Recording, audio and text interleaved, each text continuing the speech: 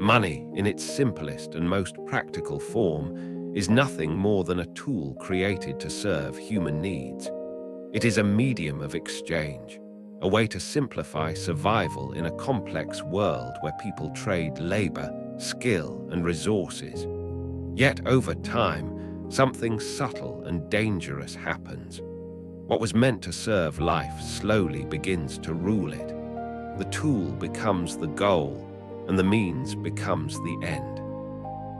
When this shift takes place, a person no longer uses money to live. Instead, they begin living to collect money. And in that reversal lies the root of endless dissatisfaction. At the beginning of human life, needs are simple. Shelter from the elements, food to sustain energy, clothing for protection, and companionship for emotional stability. These are natural limits of necessity. Money enters the picture only as a convenience, a symbolic system that helps organize exchange.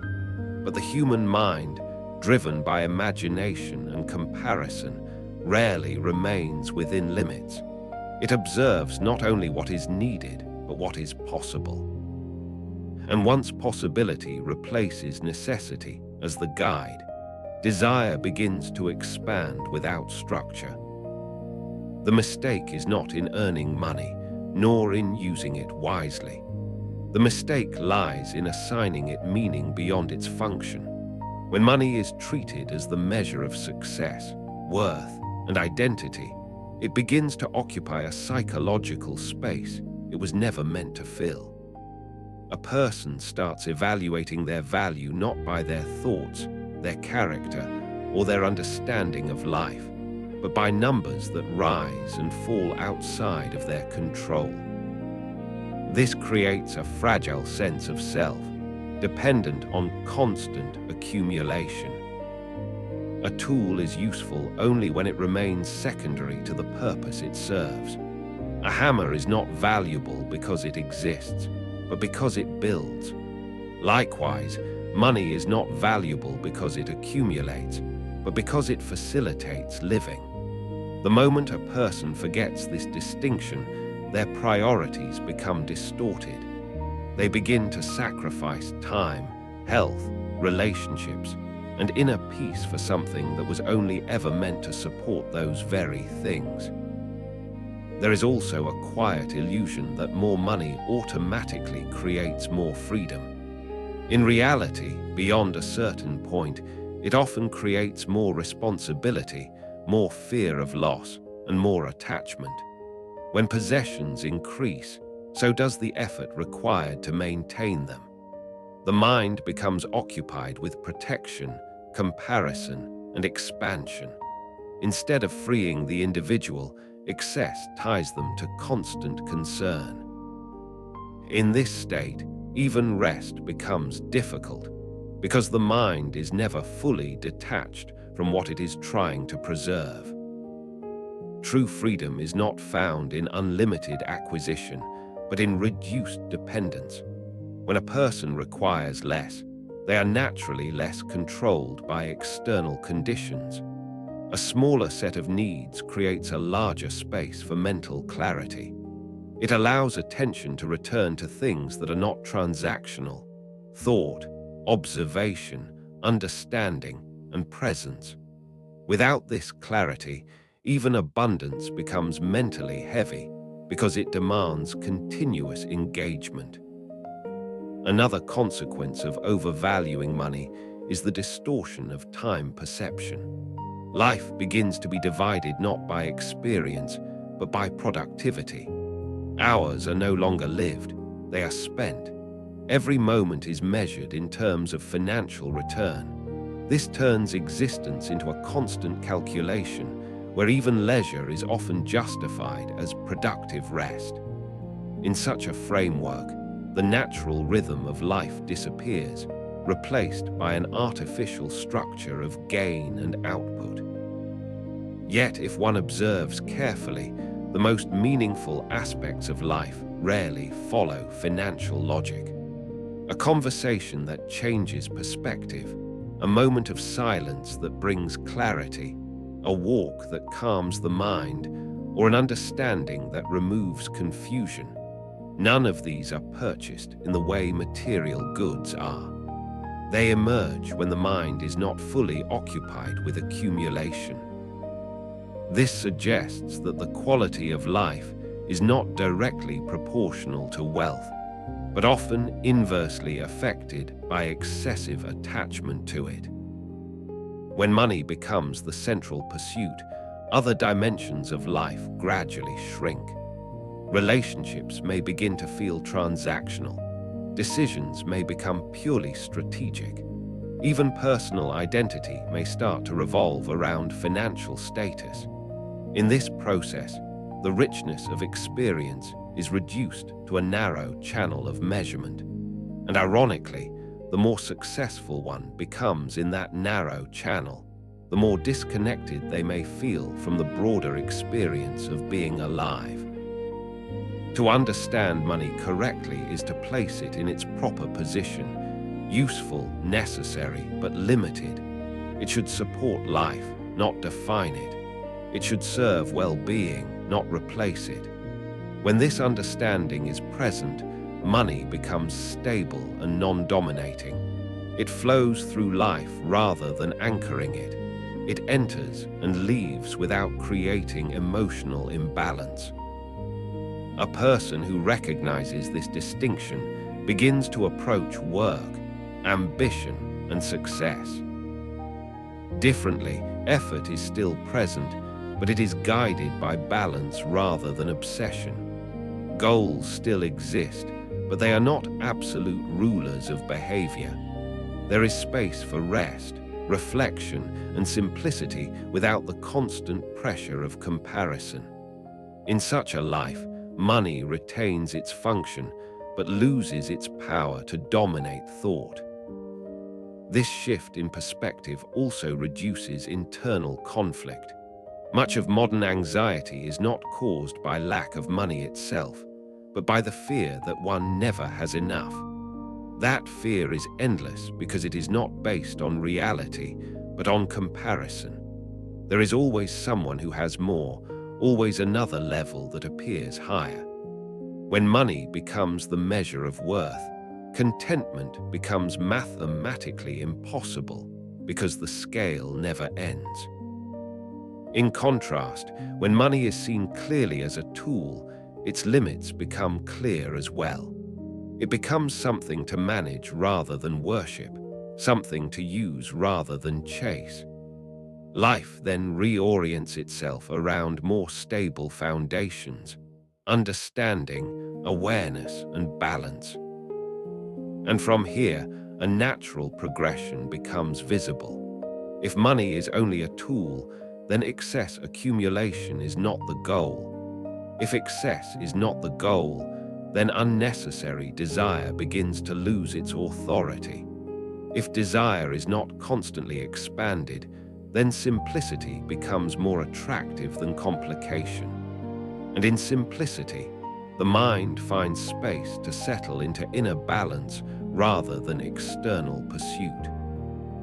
This clarity ultimately leads to the realization that real wealth is not measured in possession, but in awareness of time, thought, and the quality of lived experience.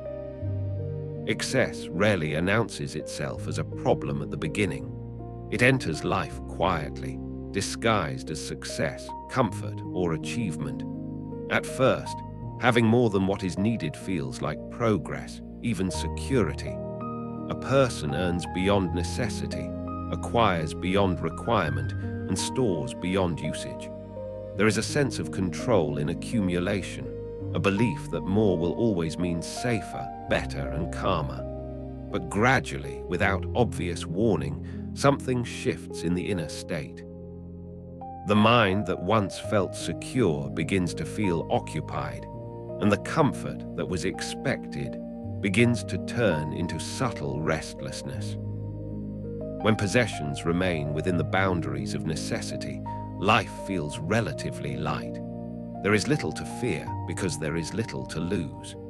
But when accumulation goes beyond natural requirement, a new emotional burden emerges, the fear of loss.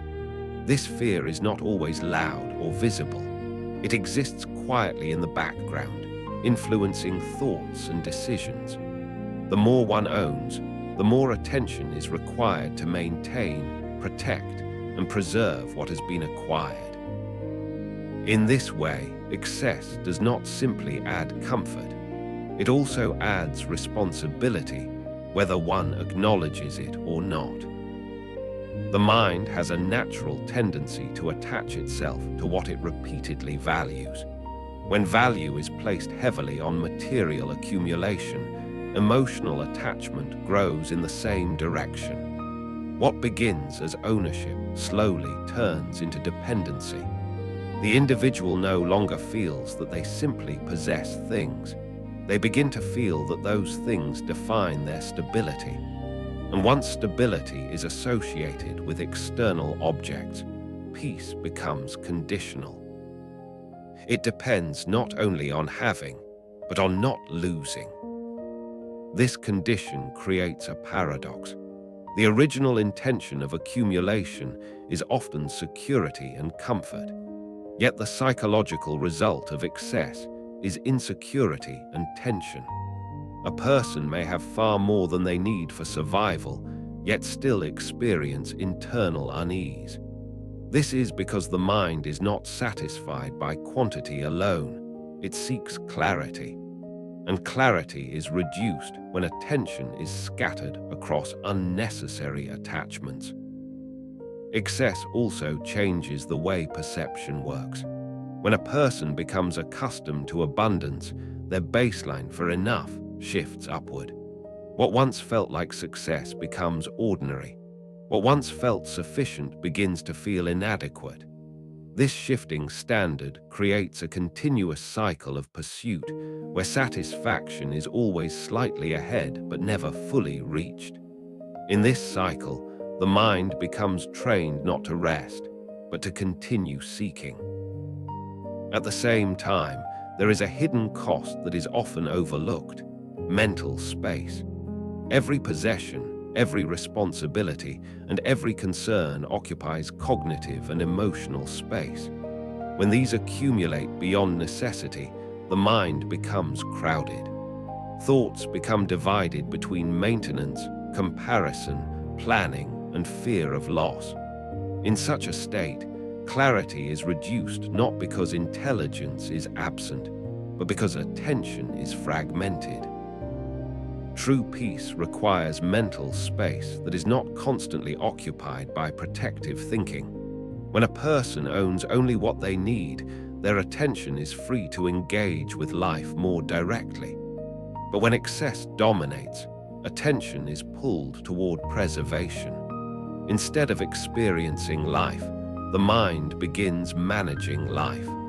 Instead of observing the present, it begins guarding tea. A future. There is also a subtle transformation that occurs in emotional behavior. Excess can increase sensitivity to loss, not because loss becomes more frequent, but because attachment becomes stronger. A small change in external condition can create disproportionate internal disturbance. This is why abundance, without awareness, can paradoxically increase anxiety. The more one has, the more there is to emotionally defend. Yet the natural state of the mind is not meant to be defensive. It is meant to be clear, observant, and balanced. When it is not overloaded with unnecessary attachment, it functions with greater stability. Simplicity, in this sense, is not deprivation. It is refinement. It removes what is unnecessary so that what is essential can be experienced without distortion. There is a quiet strength in having less dependence on excess. It allows a person to move through life without constant emotional negotiation with their possessions. Decisions become simpler. Priorities become clearer. The mind is no longer split between what is needed and what is merely accumulated. Instead, it focuses on what directly supports well-being. Another important aspect of excess is how it affects time perception. The more one owns, the more time is indirectly consumed in maintaining, organizing, and worrying about what is owned. Time, which is the most non-renewable aspect of life, begins to be absorbed by responsibilities that may not be essential. In contrast, when excess is reduced, time expands in a practical sense, not because hours increase, but because attention is no longer divided. This is why people who intentionally simplify their lives often report a sense of relief. It is not only physical reduction, but psychological unburdening. The mind, when freed from unnecessary layers of concern, regains its natural ability to focus. It becomes easier to think deeply, to observe clearly, and to engage meaningfully with the present moment. However, simplicity does not mean rejection of comfort or resources. It means alignment between what is needed and what is pursued. It is the recognition that beyond a certain point, accumulation does not improve life proportionally. Instead, it complicates it. Understanding this boundary is not about limiting progress, but about protecting inner stability. When this awareness is absent, a person may continue accumulating under the assumption that more will eventually bring satisfaction. But satisfaction, when tied to external accumulation alone, becomes unstable. It shifts with every new comparison, every new desire, and every new standard observed in others. In this way, excess creates not fulfillment, but continuous motion without arrival.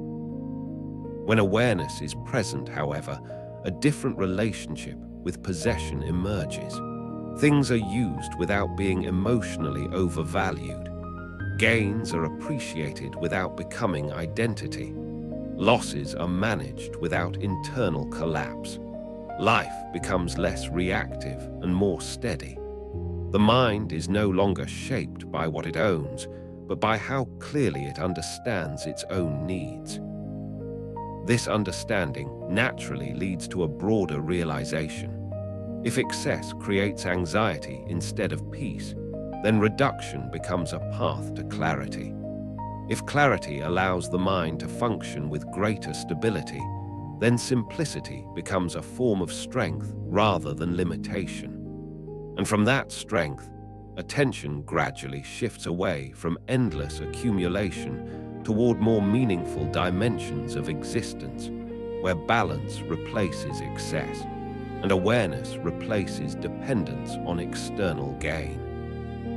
Desire is often misunderstood as a simple companion of ambition, something that drives progress and achievement. At first glance, it appears useful, even necessary.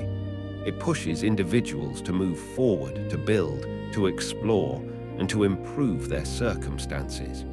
Without desire, there would be little motivation to act beyond immediate survival. Yet, beneath this practical surface lies a deeper truth. Desire is not naturally self-limiting.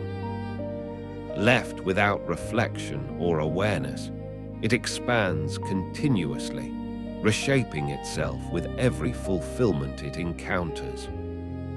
At its core, desire does not behave like a fixed goal that can be reached and completed.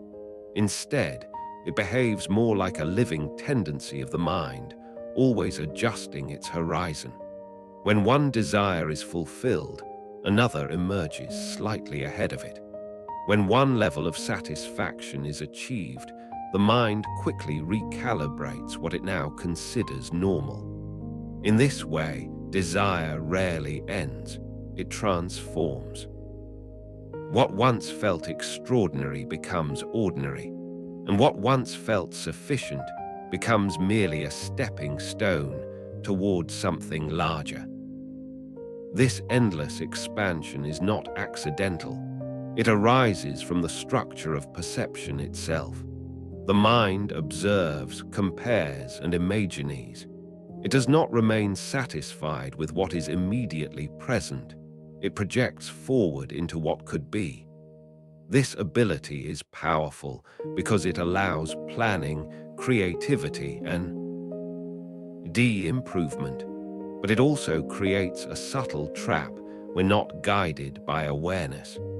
The same mechanism that enables progress also generates dissatisfaction. Desire begins simply, often rooted in genuine need. A person seeks food when hungry, shelter when exposed, rest when exhausted. These are natural and self-contained impulses. Once satisfied, they quiet down. But as life becomes more complex, desires begin to detach from necessity. They become influenced by comparison, expectation, and imagination. A person no longer wants only what is needed, but what is observed, what is imagined, or what is socially valued. From this point onward, desire loses its natural boundary. It is no longer anchored in survival or balance, but in expansion. Each achievement becomes a reference point for the next desire rather than a conclusion. The mind starts to operate on a moving horizon, always slightly ahead, never fully arriving. This creates the illusion of progress without the experience of completion.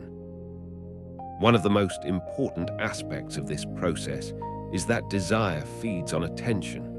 The more attention is given to what is lacking, the more powerful that lack becomes. The mind begins to define itself not by what it has, but by what it does not yet have. This shift in identity is subtle but significant. Life becomes oriented around absence rather than presence. Instead of recognizing what is already sufficient, the mind focuses on what remains unfinished. This constant orientation toward the unfinished creates an internal restlessness. Even in moments of achievement, there is an undercurrent of movement toward the next goal. Satisfaction becomes brief, almost temporary, like a pause between two pursuits rather than a state of being. The mind rarely settles because it is trained to look beyond every arrival point. Another important consequence of unchecked desire is distortion of value. When desire expands without reflection, it begins to assign importance based on intensity rather than necessity. What is strongly desired feels essential, even if it is not truly needed. In this way, desire can reshape priorities in a way that is disconnected from natural balance. The mind begins to confuse intensity of wanting with actual importance. This is why desire, when uncontrolled, does not simply lead to more activity, but often to unnecessary complexity. Life becomes filled with pursuits that may not contribute to genuine well-being, but still demand attention, energy, and emotional investment. The mind becomes busier, but not necessarily clearer. It becomes active, but not necessarily stable. There is also a psychological paradox within desire. The more intensely something is desired, the more fragile satisfaction becomes once it is obtained. This happens because the value was placed not in the experience itself, but in the anticipation of it. Once the anticipation ends, the emotional momentum also fades. As a result, fulfillment feels shorter than expected, and desire quickly reappears in a new form. This cycle can continue indefinitely unless there is awareness of how desire operates. Without such awareness, the mind becomes caught in repetition. Want, pursue, obtain, reset, and want again. Each cycle gives the impression of movement, but the underlying structure remains unchanged. The horizon always shifts forward, never allowing rest. However, desire itself is not the problem. The issue arises when it is not observed or understood. When there is awareness, desire becomes transparent. It can be seen for what it is, a mental movement rather than an absolute truth. In that clarity, it loses its compulsive force. It can still exist, but it no longer dominates. With awareness, a person begins to recognize the difference between natural need and constructed want. Natural need is limited and stable. Constructed want is expansive and unstable. Natural need resolves itself when fulfilled. Constructed want multiplies after fulfillment. This distinction is crucial because it determines whether life moves toward balance or endless pursuit. When desire is constantly expanding without reflection, it creates the illusion that fulfillment is always ahead in the next achievement. But when examined closely, fulfillment is rarely found in arrival. It is found in understanding. The mind that understands its own patterns becomes less dependent on external progression for internal stability. In such a state, desire does not disappear, but it changes character. It becomes lighter, less compulsive, and more aligned with actual needs rather than imagined gaps. The urgency to constantly acquire reduces. The mind is no longer driven by endless comparison, but guided by clarity of sufficiency. This clarity naturally reduces unnecessary pursuit. A person begins to ask not only, "Can I have this?" but also, "Do I truly need this?" This simple question introduces a pause between impulse and action. Within that pause, awareness has space to intervene. And within awareness, desire loses its automatic control. As desire becomes more transparent, simplicity begins to emerge naturally. Life no longer feels like a continuous race toward undefined completion, but rather a steady engagement with what is already present. Attention shifts from constant expansion to meaningful stability. This shift also brings a deeper realization. If desire expands endlessly when unexamined, then peace cannot depend on fulfilling all desires.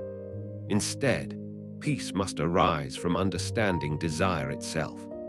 And when that understanding becomes stable, attention gradually moves away from compulsive pursuit toward balance, simplicity, and inner clarity, where external gain is no longer the sole measure of fulfillment, but awareness becomes the foundation of a more grounded way of living. Simplicity is often mistaken for lack, as though a simple life is a reduced version of a fuller one. But this interpretation comes from a mind that equates value with accumulation. In reality, simplicity is not absence, it is refinement. It is the removal of unnecessary layers that cloud perception, dilute attention, and fragment inner stability. When life is overloaded with excess, both in possessions and in mental commitments, clarity becomes difficult to sustain. Simplicity restores that clarity by returning attention to what is essential rather than what is merely available. The mind, by nature, is responsive and adaptive. It absorbs information, reacts to stimuli, and builds patterns based on repetition. When exposed to constant complexity, too many choices, too many distractions, too many competing priorities, it begins to scatter its focus. Instead of deep engagement, it shifts toward shallow awareness. Instead of understanding, it moves toward reaction. Simplicity interrupts this fragmentation. By reducing the number of competing signals, that demand attention. A simple life is not defined only by fewer possessions, but by fewer internal conflicts. When external demands are reduced, internal noise also decreases. Each unnecessary possession carries with it a subtle demand to be maintained, protected, organized, or thought about. When these accumulate, the mind is no longer free to rest in its natural state. It becomes a manager of complexity rather than an observer of life. Simplicity reverses this condition by minimizing what must be constantly managed.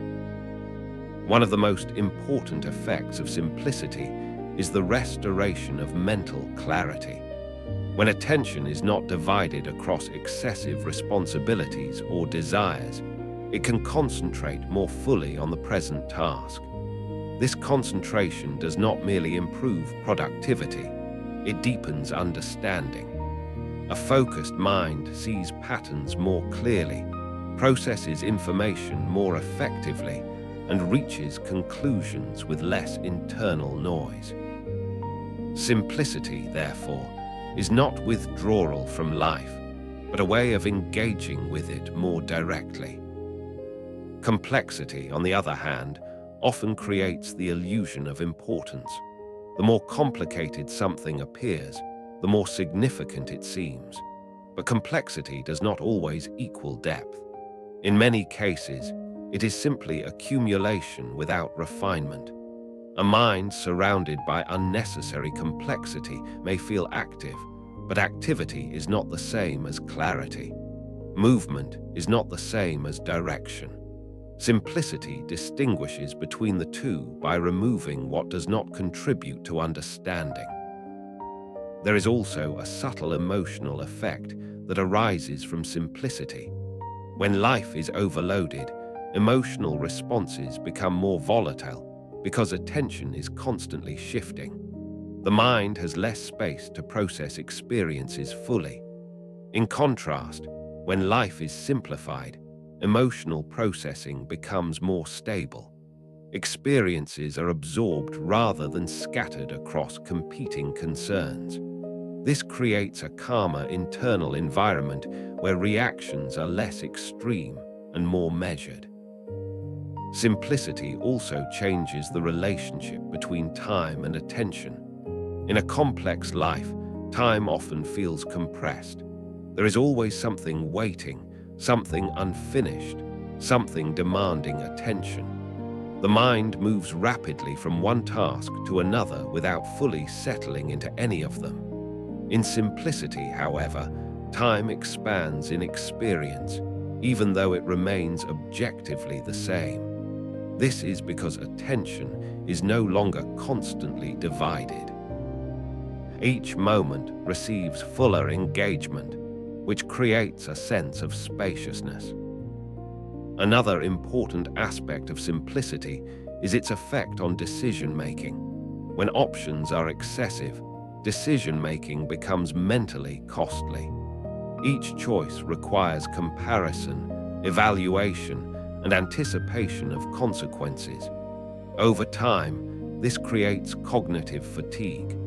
Simplicity reduces this burden by limiting unnecessary options. Fewer distractions mean fewer internal conflicts, and fewer conflicts lead to clearer decisions. The mind becomes more decisive not because it is forced, but because it is not overwhelmed. Simplicity also reveals the difference between necessity and habit.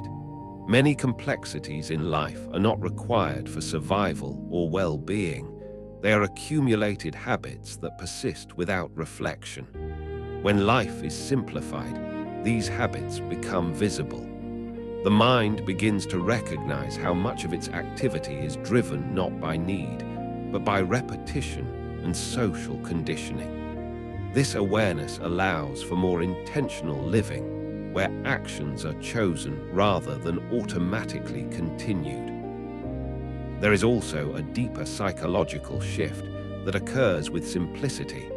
the reduction of dependence on external validation. Complex lives often involve constant comparison between possessions, achievements, and social status. This comparison creates a continuous need for external confirmation. Simplicity weakens this dependency by reducing the number of visible comparisons. When life is less entangled in external markers, internal stability becomes more accessible. Importantly, simplicity does not imply withdrawal from responsibility or engagement. It does not require abandoning work, relationships, or goals. Instead, it requires removing unnecessary distortion from them. A simple life can still be active, but its activity is directed and intentional rather than scattered and reactive. It engages with what is necessary without being consumed by what is excessive. Another subtle strength of simplicity is resilience. When life is not overloaded with dependencies, it becomes more adaptable to change. Excess creates vulnerability because it increases points of attachment. Each attachment becomes a potential source of disruption. Simplicity reduces these points, making the mind less fragile in the face of uncertainty. This does not eliminate challenges, but it reduces the internal amplification of those challenges. In contrast, complexity often amplifies stress, not because events themselves are always severe, but because the mind is already burdened before those events occur. A simplified structure of living reduces this baseline burden, allowing the mind to respond more proportionally to actual situations rather than accumulated pressure. Over time, simplicity also deepens self-awareness.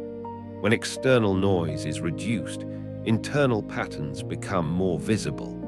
The mind begins to observe its own tendencies more clearly, its reactions, attachments, and assumptions. This observation is difficult in a highly complex environment because attention is constantly directed outward. Simplicity turns attention inward without forcing it, allowing for a more honest understanding of oneself. This understanding gradually leads to a more stable form of contentment. Not contentment based on possession, but contentment based on reduced dependence. When satisfaction is not constantly tied to external expansion, it becomes more consistent. It is no longer dependent on constant change or addition, but on clarity of what is already sufficient.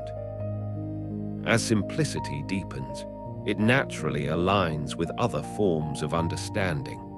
The recognition that excess creates anxiety instead of peace, that desire expands endlessly when not observed, and that money is a tool rather than a purpose. Each of these insights points toward the same direction, reducing unnecessary complexity to restore clarity.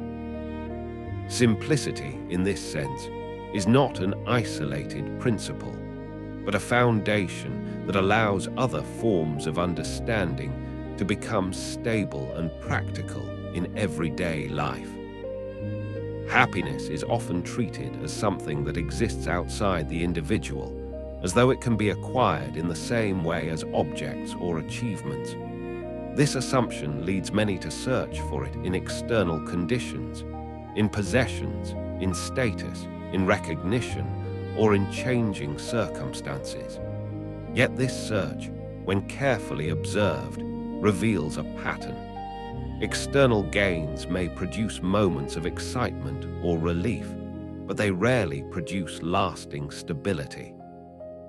The reason is simple. Anything external is subject to change, and what depends on change cannot remain steady. Inner balance, however, operates on a different foundation. It does not rely on what is added or removed from life, but on how the mind relates to those changes. When stability is dependent on external gain, every fluctuation in life becomes a source of disturbance. But when stability is rooted internally, external fluctuations lose their power to fully determine emotional state. This distinction is crucial in understanding why happiness derived from possessions is fragile, while happiness derived from inner balance is more enduring. External possessions are inherently unstable. They can increase or decrease, be gained or lost, admired or ignored. Their nature is conditional. When happiness is tied to such conditions, it becomes equally conditional. A person may feel satisfied when circumstances align favorably, but that satisfaction remains vulnerable to any shift. Even a small disruption can alter emotional stability when it is built on external dependence. Inner balance, in contrast, does not rely on permanence in the external world. It is not defined by what remains constant outside, but by the ability of the mind to remain steady within change. This does not mean that external events lose significance, but rather that they no longer fully dictate emotional equilibrium. The mind learns to observe change without being entirely absorbed by it. A key reason external gain fails to produce lasting happiness is that it operates through comparison. Possessions and achievements are often evaluated relative to others or to previous states. This creates a moving standard of satisfaction. What once felt sufficient becomes less meaningful when compared to something greater. In this way, satisfaction is continuously recalibrated rather than stabilized. The mind becomes accustomed not to fulfillment, but to adjustment. Inner balance does not depend on comparison. It is not shaped by external reference points, but by internal coherence. When the mind is balanced, it does not require constant upward comparison to feel adequate. It recognizes sufficiency without needing external validation. This reduces the emotional volatility that comes from constant evaluation against shifting standards. There is also a psychological exhaustion that arises from depending on external gain for happiness. Each new acquisition or achievement requires effort, anticipation, and emotional investment.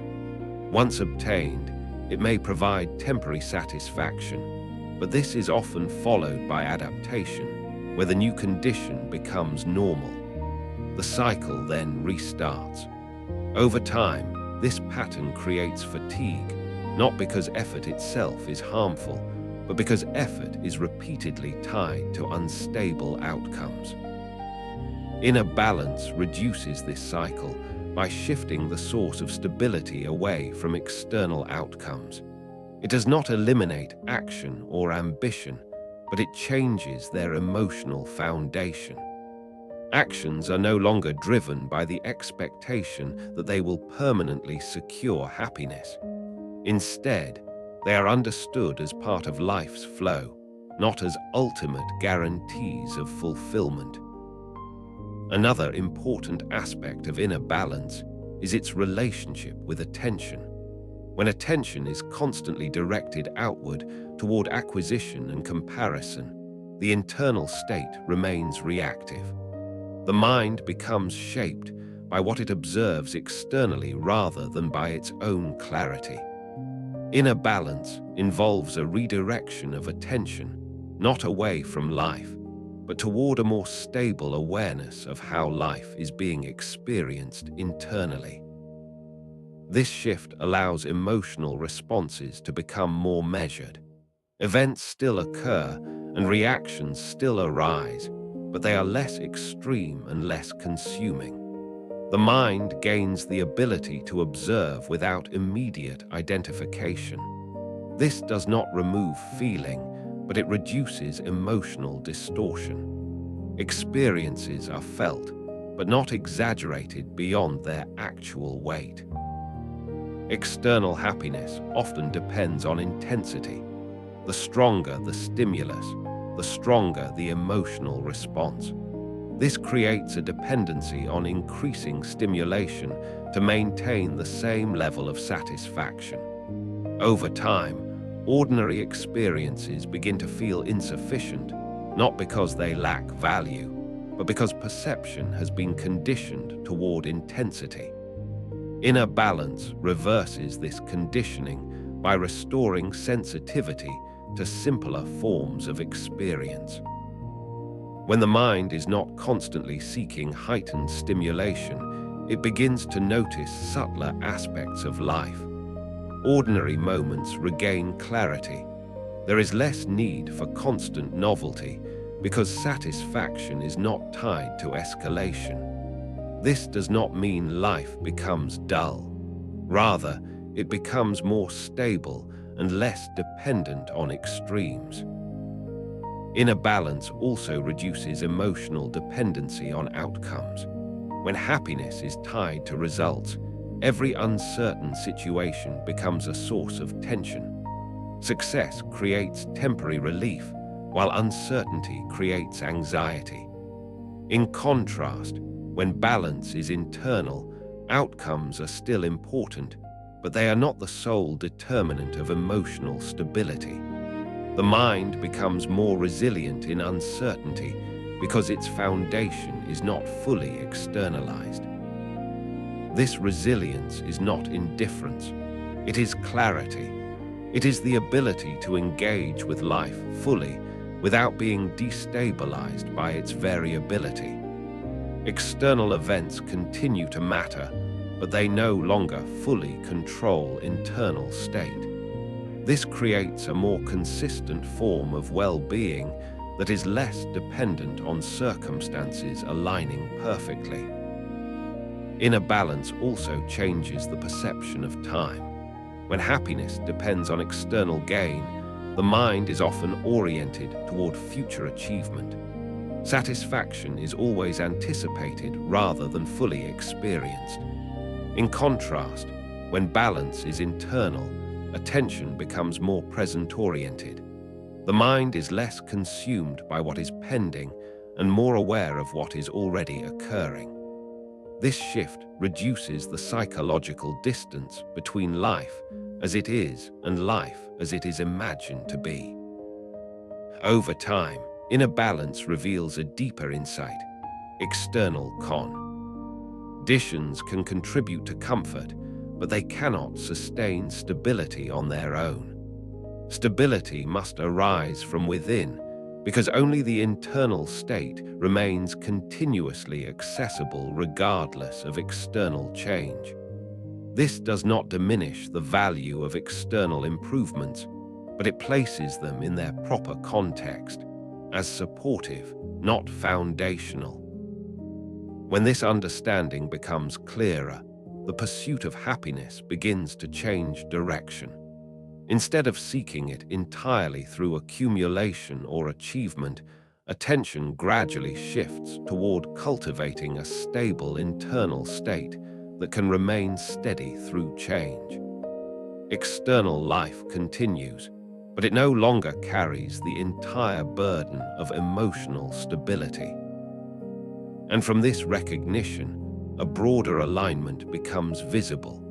If external possessions are unstable, then happiness cannot depend solely on them. If comparison creates shifting satisfaction, then stability must come from a non-comparative state. If desire expands endlessly when unchecked, then inner balance must involve understanding rather than constant pursuit.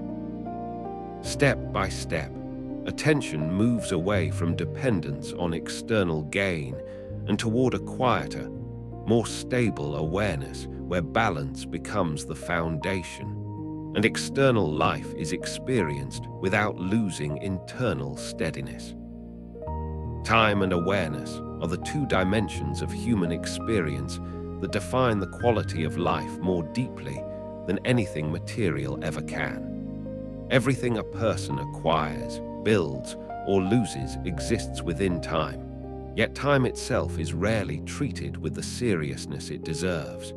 It is not something that can be stored, repeated, or recovered once spent. Unlike money, which can be regained, or possessions, which can be replaced, time moves in a single direction without return. And yet, most people live as though time is merely a background element rather than the most fundamental form of wealth they possess. The difference between time and material wealth is not just in quantity, but in nature. Material wealth exists externally and can be measured, compared, and accumulated. Time, however, is not external in the same way. It is experienced directly, moment by moment, and once experienced, it becomes memory rather than presence. This makes time not only finite, but continuously dissolving. Every second that passes becomes inaccessible, no matter how valuable it was or how much effort is later directed toward it. When life is viewed primarily through the lens of accumulation, attention often shifts away from time itself and toward what can be gained within it. This creates a subtle distortion. The focus becomes what is being achieved rather than what is being experienced. In such a mindset, time is divided into productive and unproductive segments, useful and wasted intervals. But this division is external and mechanical. It does not reflect the actual quality of lived experience, only its perceived utility. Awareness, on the other hand, operates differently. It does not measure time in terms of output, but in terms of presence. When awareness is strong, even a simple moment becomes fully experienced. When awareness is weak, even significant events pass without depth. This means that the richness of life is not determined by how much happens within time, but by how deeply time is experienced. Many people assume that increasing activity leads to a fuller life, but activity alone does not guarantee depth. A life filled with constant movement can still feel empty if that movement is not accompanied by awareness. In fact, excessive activity often reduces awareness because attention becomes fragmented across too many directions. The mind becomes occupied with managing tasks rather than fully experiencing moments. Awareness is the capacity to be fully present with what is occurring without being completely absorbed by distraction or anticipation. It is not passive observation, but active clarity. When awareness is present, even ordinary experiences gain clarity and significance. Without awareness, even extraordinary experiences can pass unnoticed in their essence. One of the most overlooked aspects of time is how it is psychologically distorted by expectation. When attention is focused heavily on the future, the present moment becomes a means rather than an experience. Life is then lived in anticipation of what is coming rather than in engagement with what is. This creates a constant sense of postponement, where fulfillment is always slightly ahead of the current moment. In contrast, when awareness is grounded in the present, time is no longer experienced as something to be used for reaching elsewhere. It becomes something to be directly lived. This does not eliminate planning or direction, but it reduces the psychological distance between current experience and future expectation. The mind becomes less divided between now and later, and more integrated in its perception of continuity.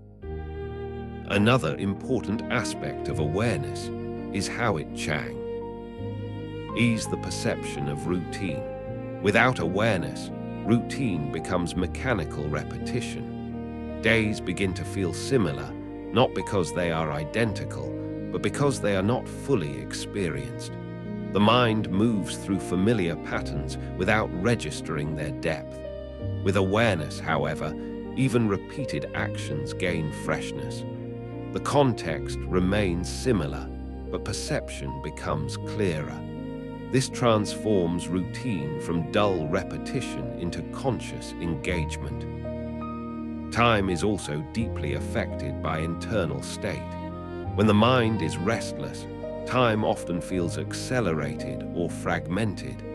When the mind is calm and attentive, time feels more continuous and stable.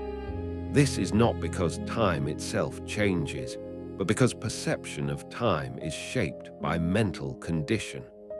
Awareness stabilizes this perception by reducing internal fragmentation. There is also a hidden paradox in how time is usually treated.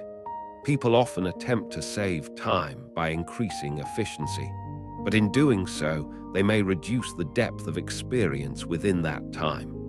In other words, more is done, but less is felt.